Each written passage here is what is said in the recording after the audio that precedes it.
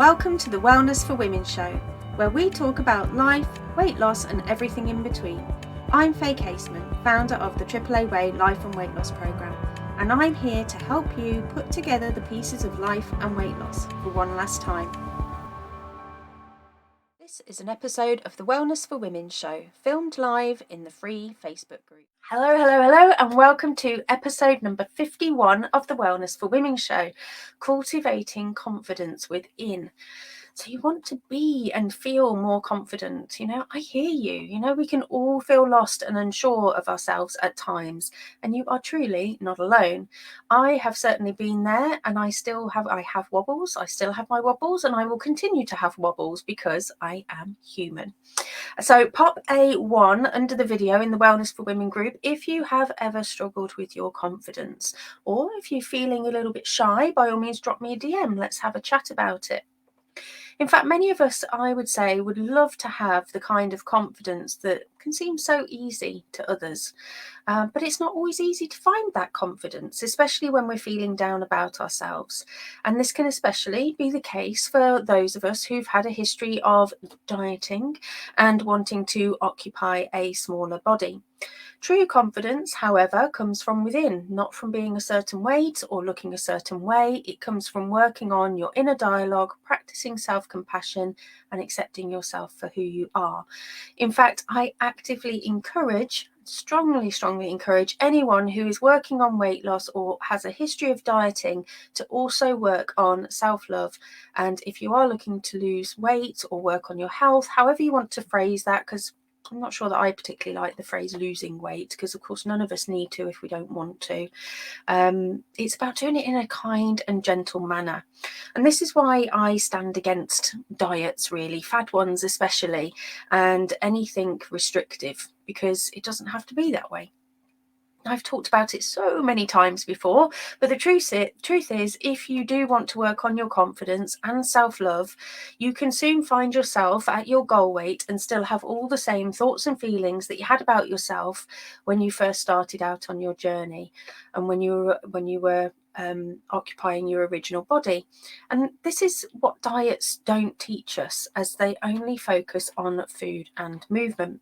So I was talking to my business coach the other day, the fabulous Hannah Walker. I will make sure that I tag her when this goes live outside the group, because I don't think she's actually in the group, about why I do what I do. And the reasons are simply this. I want to let as many human beings know as I can that weight loss doesn't have to be restrictive and miserable and joyless, and that we can let go of old diets to find food freedom. And I want to give other women the tools to build the life that they desire too, as this comes from within, and this comes through the journey that we can all go on if we are working on our health and our well-being.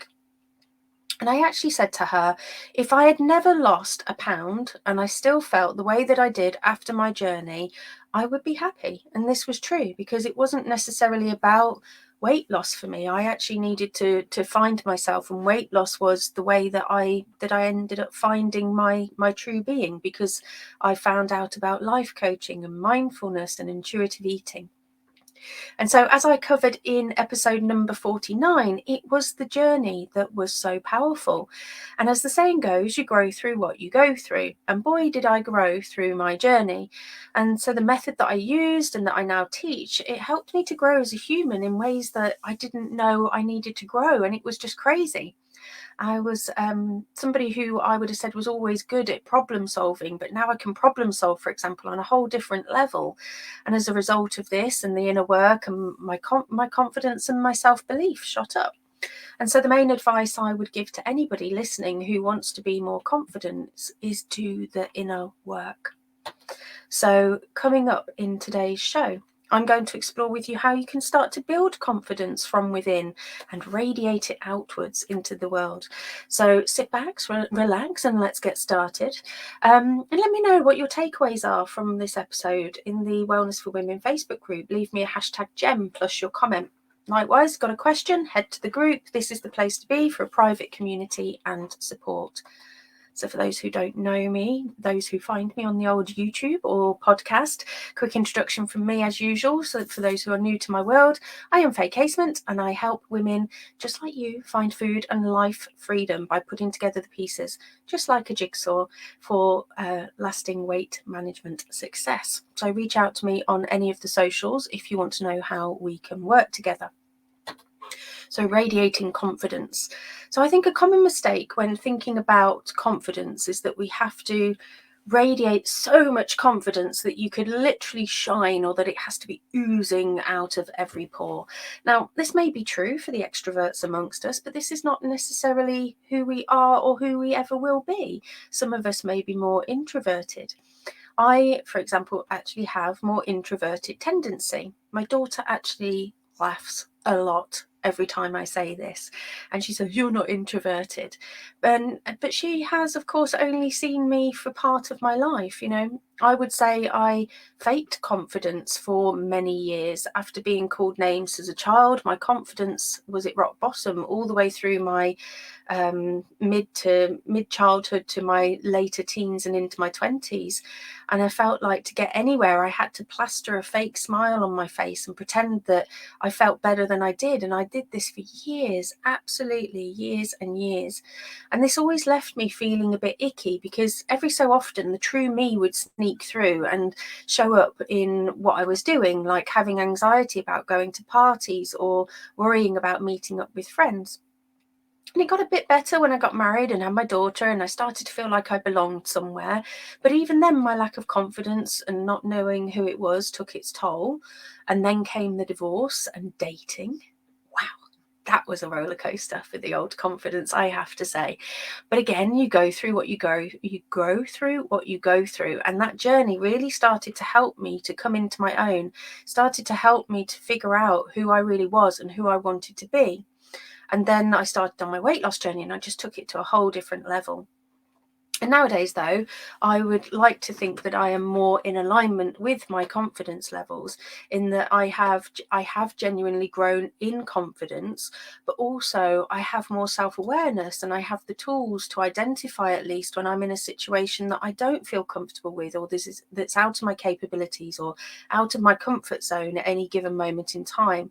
Most importantly, I accept that that is okay. Now, I may not feel it every single time that it's okay, but I have the tools to then process it to make it okay. I don't have to be fake anymore. And that is amazing, really. So anyway, enough about me for a moment. So what is confidence really, to start with? Well, I would say the answer is quite a personal one. So I would like to ask you, what do you think confidence is? So again, you can use these prompts, leave them in the Wellness for Women group, do them personally, drop me your answers on a DM, whatever works for you. So again, what does confidence mean to you? So what do you think it is?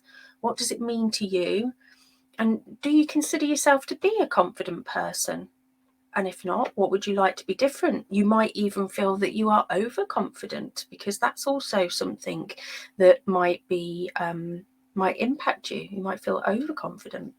And we could ultimately dive into loads of detail on this if we were coaching right now, and it would be so good. It would be so transformational. So what can you do, though, if you are somebody who would like to work on increasing your confidence? Well, the one simple thing that you can start to do right now is to be aware of your inner dialogue. It really has become second nature for me now. And if this feels alien to you, don't worry. It's super simple to learn, and it doesn't take that long to get the hang of. And it's also not as scary as you might think. I think sometimes people worry about diving into their inner dialogue, worrying about what they might find. But we'll come on to that in a moment. So how do you build confidence? So like I say, you can start to look at your inner dialogue, and start to try and take control of it. We all have that voice in our heads that sometimes tells us that we're not good enough. Looking to actively work on your thoughts is a truly powerful thing. When I started my journey, I scoffed that I didn't really have any thoughts, that I was happy. remembering here that I had faked this smile of toxic positivity for years, and it was well and truly plastered on my face at this point in time, to the point, as it turns out, I didn't even know I was doing it. I had buried my feelings so deep that I was literally in denial that I had them, because I just didn't want to deal with them. The thing is, though, the reality was very different. Those thoughts were still there. They were eating away at me from within. And once I started really listening, I was shook. I was so surprised at what I was hearing. It was no wonder I felt like crap, to be perfectly honest. When I really heard them and recognized what they were, that they were just thoughts, and I really started to question if they were true, everything started to change. Instead of listening to them and believing every single thing I thought about me and others and life on autopilot without question, a huge fog just started to lift as I began to see the light, the truth about how my brain worked. And I now have various coaching skills and tools to pick through and shift my thoughts. When I get stuck, I get coached and off I go moving forward again. And my favourite tool is what I call my TLC method. And I ask myself, is it true? Is it loving? And then I get curious about what else I could think. So what else can you do to build confidence? Well, you can practice self-compassion and acceptance, another absolute game changer for me. When it comes to building your confidence, it's also important to practice self-compassion. It means being kind and understanding to yourself when things don't go as planned or when you make a mistake. And it was truly embracing self-compassion and acceptance that moved the needle in my weight loss. And this is where the true food and life freedom comes from, because it means being kind and gentle to yourself on both the good days and the bad days. Ideally not labeling in the first place if we can as well. There are just days. Some feel like they're serving us more than others. And just those simple little reframes can really make a difference, just to catch those thoughts and what's coming up. So no matter what happens throughout the course of the day or the week or the month, remember that everyone has flaws. We all have flaws. We all have weaknesses. We all have things that we wish that we could change. What matters is how we choose to cope with them and move forward. And we choose to move forward anyway, despite them. And when we practice self-compassion, rather than dwelling on our imperfections, it helps us to take ownership of our life instead of letting the circumstances control us. And I know over the course of my life, there has been countless times, especially when working on weight loss, when I had been very mean and disparaging about myself. Countless sleepless nights, allowing my brain to tell me how rubbish I was and just letting it do it. And I would happily make self-deprecating jokes, accepting that I was going to be the butt of my own joke and hoping that people wouldn't laugh at me and that they would then laugh with me. And I was thinking about that this week, because I've seen quite a few posts this week with with quite a few jokes at people's expense and at their own expense. And I've been in a few conversations where people have been talking about how they look, what they've eaten, how they need to stop eating, how they need to lose weight.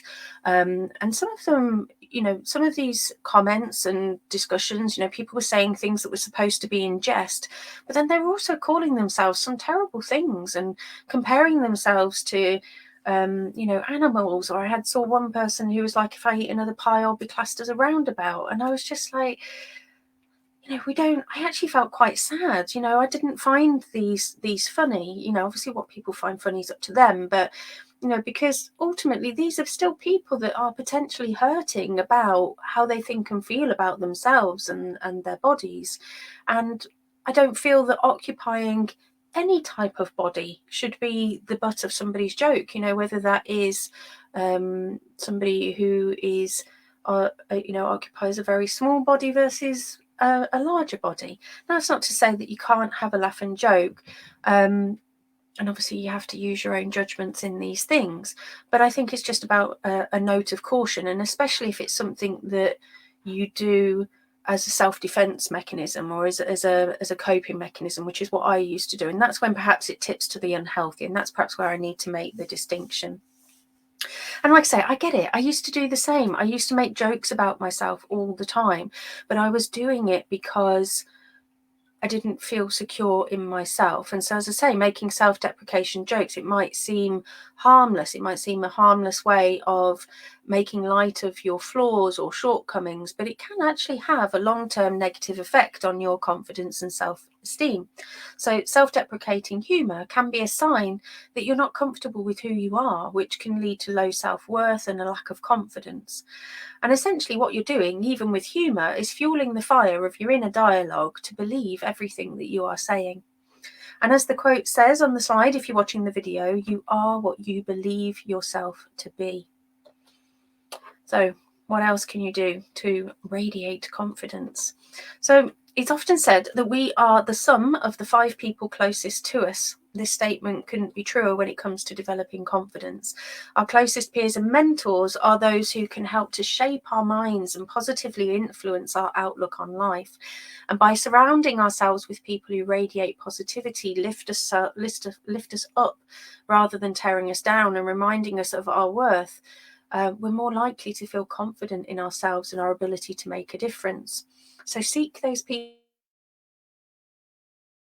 times get tough and remind you just how truly capable you are. And for the others, because sometimes we don't get to choose who we hang about with, make sure that you're doing the inner work to make sure that you are not listening to them as much as you could do. At the end of the day, confidence comes from within you, not from the validation or speak of other people. And another word of caution from me, though, is to beware of the comparison trap. There is always going to be somebody else out there who is further on than you, achieving what you wish you could, having something that you wish that you had. And comparison can be a distraction from working towards our own goals, which can in turn lead to us being further away from where you actually want to be in life. And so the key here is to recognize if you are being triggered. And I think social media is probably one of the areas especially you need to be mindful of to see what, if anything, is triggering you in your environment, and that whether that be your actual physical one or your digital one. So get curious and explore it with journaling, explore it with coaching, and look to use any. If you notice that you are comparing yourself, it's about trying to take yourself out of compare and despair and into something more motivating. So feel free to feel inspired by people, wanting to get to a same or similar place, but don't let it get you bogged down in despair. And remember that your journey is unique. You might not feel this way, but you are exactly where you should be right now, given the sum of everything that's come before and where you are right now. But just remember that you have the ability to write your future. And last one, celebrate your wins and accomplishments. It is important to remember that no one else can provide us with the confidence we need. It must come from within first. And this is why in the AAA way process that I put together is that we look to gather the wins and we look to celebrate our accomplishments daily. No matter how big or small, this helps to build momentum and reinforces the belief that you are capable of accomplishing more. And it's important to give yourself credit where credit's due. Each victory brings you one step closer to reaching your ultimate goal. And this is not to be sniffed at. So each time you show up for yourself with intention, do what you say you're going to do, celebrate the feck out of it. Every single damn one of them. You made your bed, celebrate it. Cleaned your teeth, celebrate it. Landed a deal at work, celebrate it. Stuck to your food plan, celebrate it. And look out for future episodes coming as well about the importance of celebrating your wins as well as ones about failing forward, because they're going to be good ones as well. Okay, let's wrap it up. So the journey to build confidence is a personal one and can take you some time. It's important to recognize that that is okay, and that it's okay to not feel confident 100% of the time. This is normal. You're a human. I'm a human. I didn't want to accept my humanness before I got into coaching and mindfulness and intuitive eating and everything like that, but now I do, and it's powerful. However, by taking small steps each day towards cultivating your self-compassion, looking to take control of your inner dialogue, surrounding yourself with positive people, you can begin to feel more confident and empowered in no time. And you don't have to be a certain weight or look a certain way to get started. You already have the power within you to be confident and to love yourself just how you are.